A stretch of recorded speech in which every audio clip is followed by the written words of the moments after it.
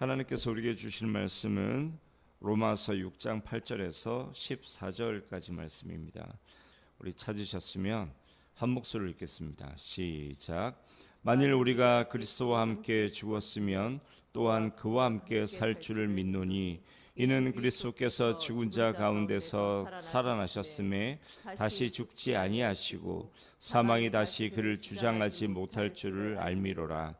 그가 죽으심은 죄에 대하여 단번에 죽으심이요 그가 살아계심은 하나님께 대하여 살아계심이니 이와 같이 너희도 너희 자신을 죄에 대하여는 죽은 자요 그리스도 예수 안에서 하나님께 대하여는 살아있는 자로 여길지어다. 그러므로 너희는 죄가 너희 죽을 몸을 지배하지 못하게 하여 몸의 사욕에 순종하지 말고 또한 너희 지체를 불의의 무기로 죄에게 내주지 말고 오직 너희 자신을 죽은 자 가운데서 다시 살아난 자 같이 하나님께 드리며 너희 지체를 의의 무기로 하나님께 드리라. 죄가 너희를 주장하지 못하리니 이는 너희가 법 아래에 있지 아니하고 은혜 아래에 있음이라. 아멘. 8절에서 사도는 우리가 그리스도와 함께 죽었으면 또한 그와 함께 살 줄을 믿는다고 말씀을 합니다. 이건 동일하게 우리의 믿음이기도 하죠. 이게 우리가 쉽게 흔히 표현하는 부활신앙을 의미하는 그런 말씀입니다. 그런데요, 여기서 우리가 절대로 놓치지 말아야 하는 한 가지가 있는데 그것은 그리스도와 함께 살게 되는 자들은 반드시 그리스도와 함께 죽은 자들이라는 것입니다. 이걸 절대로 잊었으면 안 돼요. 바울 사도가 갈라디아서 2장 20절에서 뭐라고 말씀합니까? 내가 그리스도와 함께 십자가에 못 박혔나니 그런즉 이제는 내가 산 것이 아니요 오직 내 안에 그리스도께서 사신 것이라. 이제 내가 육체 가운데 사는 것은 나를 사랑하사 나를 위하여 자기 몸을 버리신 하나님의 아들을 믿는 믿음 안에서 사는 것이다. 많은 성도들이 부활신앙을 참 좋아하고요, 내 안에 그리스도께서 사신다라는 이 말씀을 참 좋아하는데요, 그걸 좋아하는 것과 부활신앙을 가지는 것, 그걸 좋아하는 것과 그리스도께서 내 안에 사시고 내가 예수의 생명으로 사는 것과는 별개의 이야기입니다. 여러분, 정말 여러분이 부활신앙으로 살기를 원하시고요, 예수의 생명으로 사는 그런 예수의 사람이 되기를 원하신다면 반드시 먼저 자신을 십자가에 못 박아 죽여야만 합니다.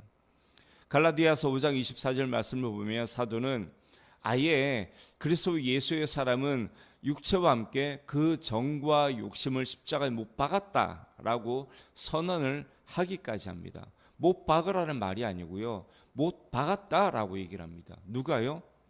그리스도 예수의 사람이. 이게 무슨 말이냐면 예수를 믿는다라고 하면서 자기 자신을 주님과 함께 십자가에 못 박지 않은 사람들은 그리스도 예수의 사람이 아니다라는 거예요.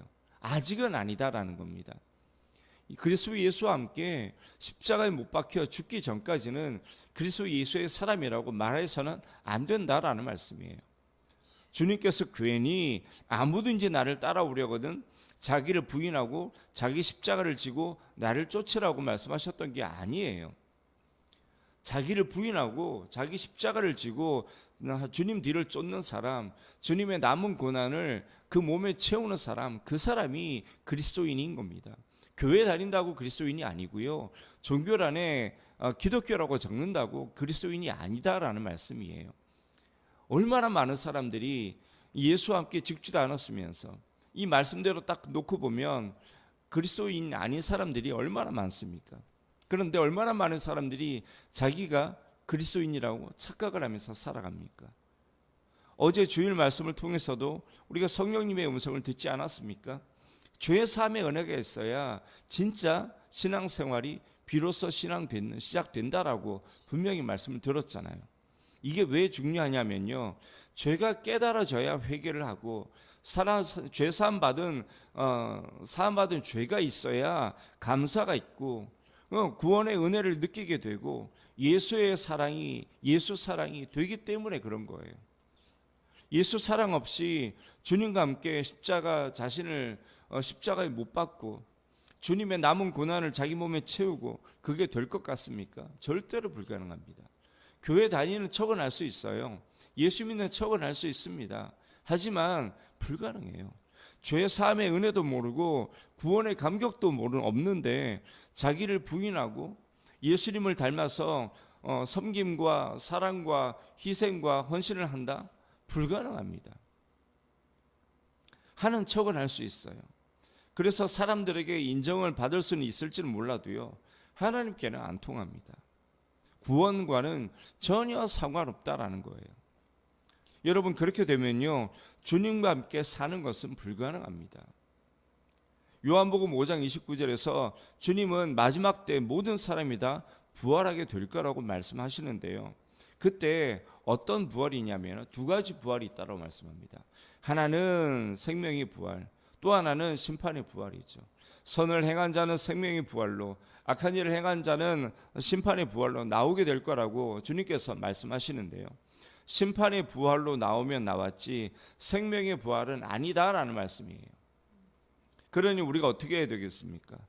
여러분, 구원의 확신도 좋고요, 천국 소망으로 살아가는 것도 정말 좋은데요, 중요한 것은 잘못된 교리적인 지식에 속지 말라는 말씀입니다. 떡줄 사람은 생각도 안 하고 있는데 혼자서 천국 소망으로 살아가고 구원의 확신을 가지고 살아가고 김치국물 마시지 말라는 말씀이에요. 교리로 따지자면요, 하나님은 구원할 자를 정해 놓으셨다고 말씀을 해요. 그게 누군지는 아무도 모릅니다.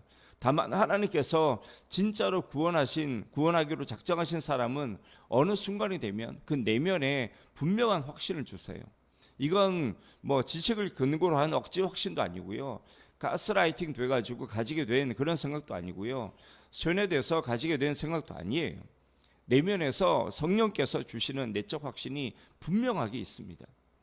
가끔 보면 아무리 기도해보고 한번 은혜 한번 받아보겠다고 집회마다 쫓아다니고 헌금도 많이 해보고 그래도 구원의 확신도 없고 강력한 은혜도 없고 성령 받은 것 같지도 않고, 그러니까 난 구원받은 백성이 아니다라고 하면서 신앙생활을 포기하는 분들이 가끔 계신데요, 그건 하나님을 몰라도 너무 모르가는 소리입니다.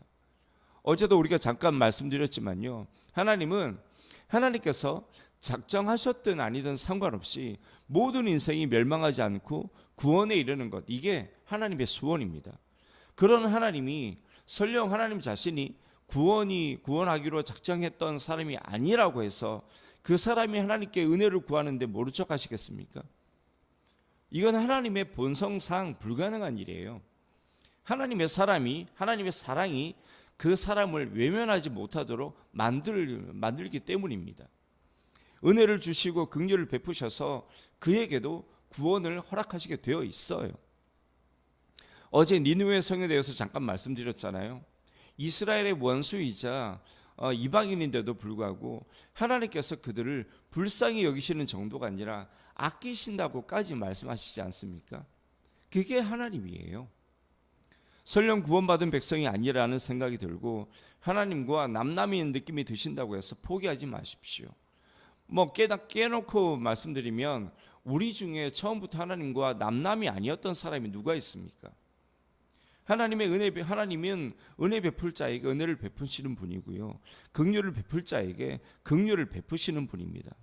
그리고 성경도 지금은 은혜 받을 만한 때요, 구원의 날이라고 말씀하지 않습니까? 하나님께 은혜를 구하시고 불쌍히 여겨달라고 구하십시오. 생명을 살리는 일이지 않습니까? 여러분의 생명이 달린 일인데 몇 번 기도해보고 그냥 끝내지 마십시오. 여러분의 생명이 어떤 생명인데 그렇게 쉽게 포기하십니까? 우리는 호흡이 끝나는 그 순간까지, 우리의 구원이 완성되는 그 순간까지 하나님을 붙잡고 하나님께 매달려야 하는 그런 사람들이에요. 다시 어제 말씀으로 돌아간 기분인데요, 중요한 것은 죄의 사함의 은혜를 입어야 한다는 것입니다. 그래야 예수 사랑이 되는 거고요, 예수 사랑이 되어야 주님 말씀대로 살아가고 싶은 마음도 생기는 거고요, 성령의 음성에 순종하고자 하는 마음도 드는 겁니다. 스스로 주님 못 박히신 그 십자가에 기어 올라가서 주님 손에 나의 손을 포개고 주의 발에 나의 발을 포개요, 주와 함께 죽을 수 있게 되는 거예요. 그렇게 해야 예수와 함께 살게 되는 겁니다. 여러분, 예수와 함께 사는 이게요, 궁극적으로는 부활을 의미하는 말이긴 하지만요. 지금 우리는 이미 예수의 생명으로 부활해서 살아가고 있는 사람들이지 않습니까? 바울 사도가 했던 내가 그리스도와 함께 십자가에 못 박혔나니 그런즉 이제는 내가 산 것이 아니요 오직 내 안에 그리스도께서 사신 것이라. 이 고백이 사도의 고백이기도 하지만 우리의 고백이기도 하지 않습니까? 우리가 거듭났다고 할 때요, 그걸 여러분은 어떻게 받아들이시는지 모르겠지만요, 우리가 거듭났다는 것, 이 중생했다라는 이것은 우리가 성령 안에서 거듭난 것을 의미하는데요, 이때 우리 안에 주어지는 생명은 예수의 생명입니다. 거듭났는데 그냥 우리 육체대로 살았다가 그냥 똑같은 모습으로 되살아난 게 아니라 영적으로 죽었던 우리가 예수의 생명을 받아서 다시 살아나는 것, 이게 거듭난 거예요. 우리는 지금 예수의 생명으로 살고 있는 겁니다. 그리스도와 함께 십자가에 못 박혔고요, 그래서 우리는 죽었고요, 그리스도 안에서 우리는 살아나서 그리스도 예수가 우리 안에서 지금 살아있는 거예요. 여러분, 이 놀라운 비밀을 성령께서 깨닫게 해주시기를 오늘 아침에 기도했으면 좋겠습니다. 저도 기도할게요. 여러분이 오늘 본문 12절에서 이 14절 말씀을 우리에게 할 수 있는 이유가 어디 있겠습니까? 사도가 이 말씀을 우리에게 왜 하겠어요? 단순히 우리가 교회 다니고 있기 때문에요? 성도라는 이름이 우리에게 있기 때문에요? 아닙니다. 이 말씀은요, 예수의 생명으로 거듭난 자, 그리스도와 함께 죽었다가 주님과 함께 다시 살아난 자, 예수 그리스도가 그 안에 살고 있는 그 사람들에게 주시는 말씀이에요. 왜냐하면 아직 주님과 함께 죽지도 않은 사람들은요, 겉으로는 제 아무리 거룩한 척하고 경건한 척해도요, 여전히 죄의 종으로 살고 있고 불의의 무기로 사용되기 있기 때문에 그런 겁니다. 여러분, 먼저 죽어야 합니다. 먼저 죽어야 해요. 갈라디아서 말씀처럼 반드시 예수 그리스도와 함께 여러분 자신의 육체와 함께 그 정과 욕심도 십자가 못 박아야 합니다. 죽어야 돼요. 십자가에서 죽어야 합니다. 여러분, 주님과 함께 십자가에 못 박히는 경험은요, 여러분 자신의 죄에 대한 깊은 이해에서부터 시작됩니다. 그 죄가 얼마나 악하고 더럽고 추한지, 그 죄가 얼마나 참혹한 결과를 가져오게 되는지, 그 죄의 종으로 있던 나의 실체가 어떠한지, 그 죄로 인해서 우리 주님께서 얼마나 슬퍼하고 고통받으셨는지, 이걸 주님 안에서 온전히 깨닫게 될 때 그 끝에서 주님과 함께 십자가에 못 박히는 경험을 하게 되는 거예요. 그 과정이 정말 고통스러운 과정입니다. 그 과정 속에서 진짜 나의 죄 때문에 뼈마디가 녹는 것 같은 아픔, 애간장이 다 녹아버리는 것 같은 그런 고통의 시간을 지나게 되어 있습니다. 여러분, 성경에서 통회하고 자복한다는 말씀, 여러분들이 그 경험을 해보지 못하면 아직까지 분명한 회개가 되지 않았다라고 보시면 돼요. 우리 죄는요, 통회하고 자복하지 않고서는 그냥 넘어갈 수 없는 죄입니다. 다윗이 자기 시편에서 그렇게 고백하지 않습니까? 내 뼈마디가 다 녹는 것 같습니다라고 고백하잖아요. 자기 죄를 깨닫게 되면은요, 누구나 다 이렇게 될 수밖에 없습니다. 맹숭맹숭하게 회개를 한다고요? 아니요, 절대로 불가능합니다. 내 죄가 어떤 죄인데요? 영원한 사망 가운데 던져지게 되는 그런 죄입니다. 단 하나의 죄라고 말씀하지 않습니까? 어제 단 하나의 죄만 있어도 영원히 불 가운데 던져져야 되는 그런 죄예요. 얼마나 참혹한 죄인지 알 수가 없는 죄입니다. 그런 죄가 우리 안에 얼마나 많습니까? 정말 하나님 앞에 놓여 있는 그 행위책 속에 이제 빼곡하게 들어차 있는 주홍보다 붉은 그 죄들이 우리 죄거든요. 그 죄를 깨닫게 되는데 통회하고 자복하지 않는다? 눈물 한 방울 없이 회개한다? 말 같지도 않은 소리입니다. 여러분, 그렇게 해놓고 회개했다라는 그 거짓말에 속지 마십시오. 분명한 사탄의 거짓말입니다. 여러분이 그 모든 과정을 거치게 될 때 그 고통들, 그게요, 주님께서 겟세마네 동산에서 기도하실 때 느끼셨던 그 슬픔과 아픔이고요, 그게 십자가에서 주님께서 느끼셨던 그 고통입니다. 그 고통 없으면 아직까지 회개 안 하셨다라고 보시는 게 정확해요. 여러분이 그 모든 과정을 거치게 될 때 본문 말씀처럼 여러분을 죽은 자 가운데서 예수의 생명을 받아서 다시 살아난 자 같이 여러분을 하나님께 드리며 의의 무기로 여러분을 하나님께 드릴 수 있게 되는 거예요. 그렇게 하나님의 소유가 되고 의의 무기가 되셔서 하나님의 자녀 된 권세, 죄의 사함의 권세, 철장 권세를 가지신 그런 저와 여러분이 되시기를 주님의 이름으로 축원합니다.